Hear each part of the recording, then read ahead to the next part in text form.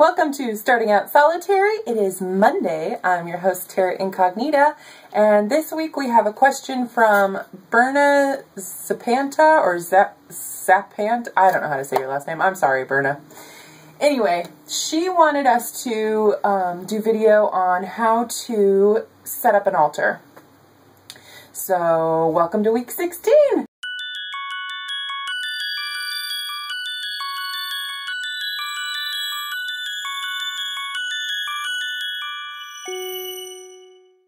So basically, when you are thinking about altars, you know, all these books, they're going to tell you, you point a certain direction depending on, you know, your tradition or your practice. You know, cleanse and consecrate your area. You have a altar cloth. You have, you know, all these different magical tools that you should have, your athame, your wand, your cauldron, your candles, your god and goddess representation, all these things that it's specific to it. But what I have found is that is a guideline. It's a basic setup. And, you know, it's confusing because you go on YouTube and you watch all these videos of people's altars and they don't look like those diagrams. And so here is my explanation. Your altar is your magical space. So you can use it for a specific purpose. You can use it to draw energy into a part of your home that you're trying to draw energy into, and a specific kind of energy or just magical energy. You have, you know, you can have a meditation altar. You can have a altar that's specifically for worship of the god and goddess. You can have a working altar where you do all of your magical things. So it's really up to you what the purpose of your altar is. But basically what you're trying to do is create this space, this like magic area where your energy combines with the energy of the divine and perhaps with the energy of crystals. And it's just this space where you can feel the energy. And every time you step up to that altar, you can feel it and you just kind of get into that magical state. And I kind of learned this the hard way. You know, when I first started out, I set up an altar, and I set up an altar because the book said, set up an altar, you know, you must set up an altar, this is what you need, da-da-da-da. So I set one up, and I didn't go out and buy a bunch of stuff. A lot of the stuff I use, and I still don't go out and buy a bunch of stuff, a lot of the stuff I use is stuff I already have around the house. I've just repurposed it towards the altar. But I didn't know why I was doing it, really. I just knew that that was where I was supposed to do my magic. That's where I'm supposed to, you know, pray to the god and goddess. That's where I'm supposed to sit and meditate. And it wasn't until probably last tax season that I realized, you know, what the real purpose of the altar is, because I let it go and I let the energy kind of die.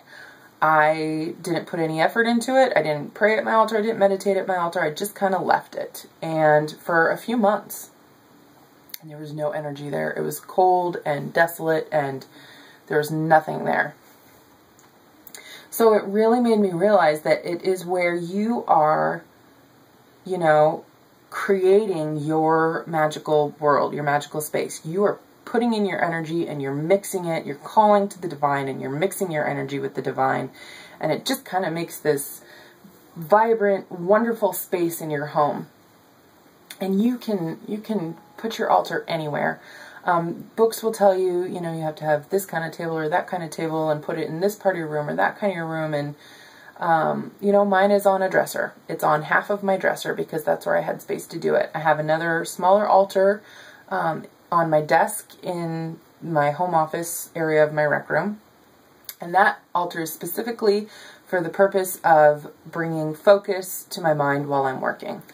So that altar serves a specific purpose. The altar in my bedroom is kind of my multifunctional altar. And, you know, I'd kind of like to put one in the kitchen also, but I haven't figured out where or how yet. And I kind of like to do a little something in my living room too. I think it's nice to have little altars sprinkled around, just to have little places to, you know, honor gods and goddesses, to kind of draw energy into your home for a certain reason. I think it's fantastic, and it's up to you how you do it, where you do it. It can be as simple as a photograph and a candle. I mean, it can be anything. So it's really up to you what the purpose of your altar is and where you do it and how you do it. This is how I've kind of decorated it for fall. So nothing special. This is just a scarf, and I had some orange tulle that I laid over it to kind of bring that orange fall color in. You know, we just celebrated Mabon. This candle serves no purpose other than I think it's pretty and I like candles. This is actually a gold ashtray from like 1970 that I put some little rocks in and put the candle in. I just needed something to hold this corner down, and that's the purpose that that serves. This dish is where I do the candles for my little mini spell jars. And there's a video on my personal channel about that. So I have 6 little spell jars with 6 candles, and when I want to use them, I burn them in there.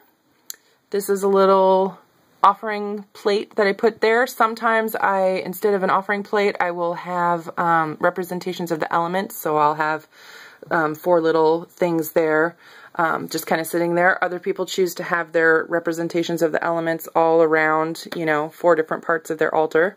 Some people don't have representations of the elements at all. I have a little green ribbon back there, just decorative, to kind of pull in the colors of fall.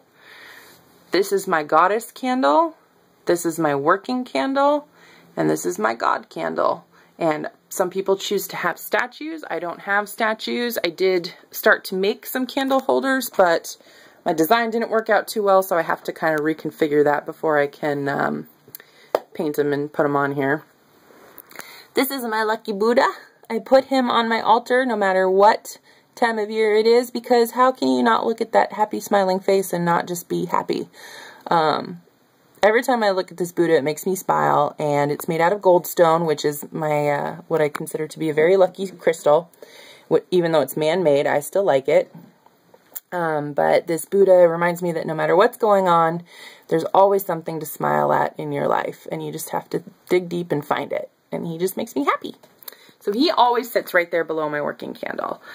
I do have a bell that I use when I'm, you know, calling to the gods or the spirit guides or the elements or whatever. I've got my incense burner. My cauldron usually sits up here unless I've got it tucked away, so, you know, if company's here or something. I usually have some kind of crystals laid out. These are all selected specifically for this time of year.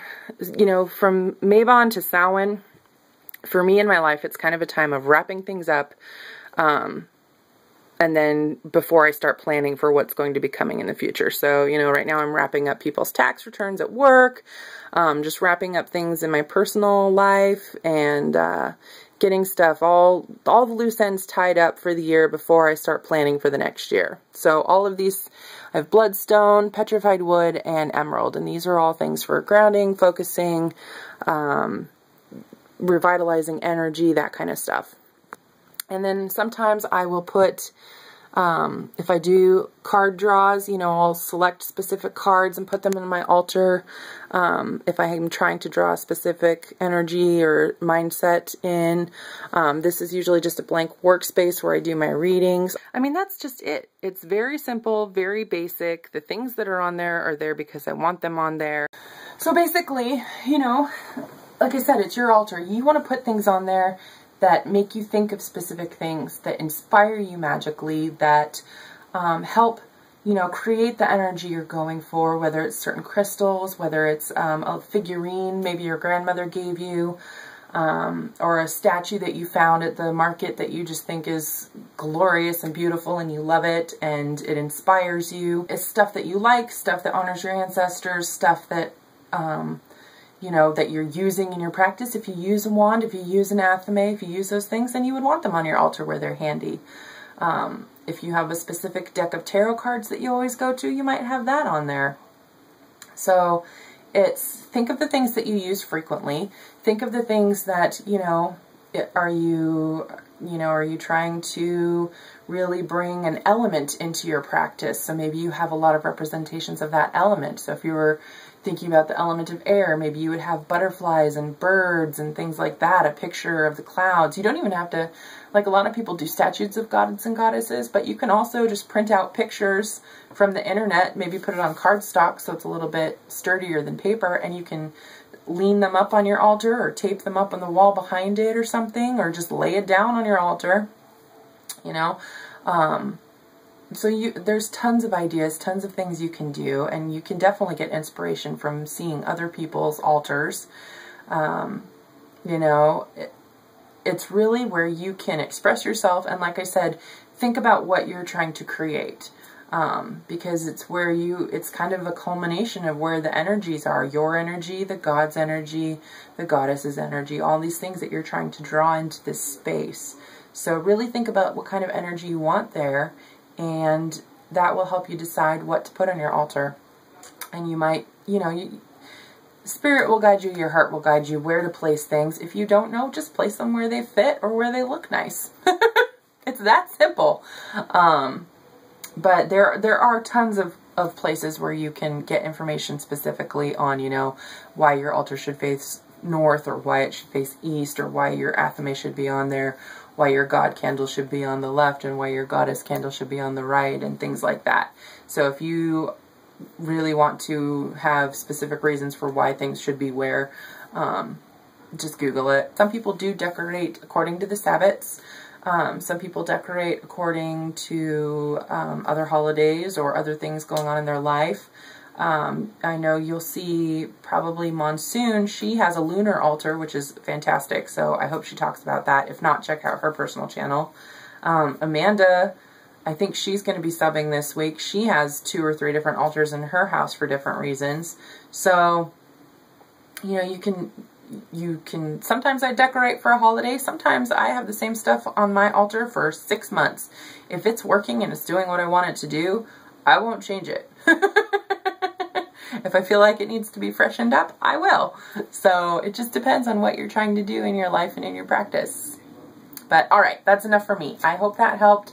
And I will link those other videos below. And that's it. Blessed be.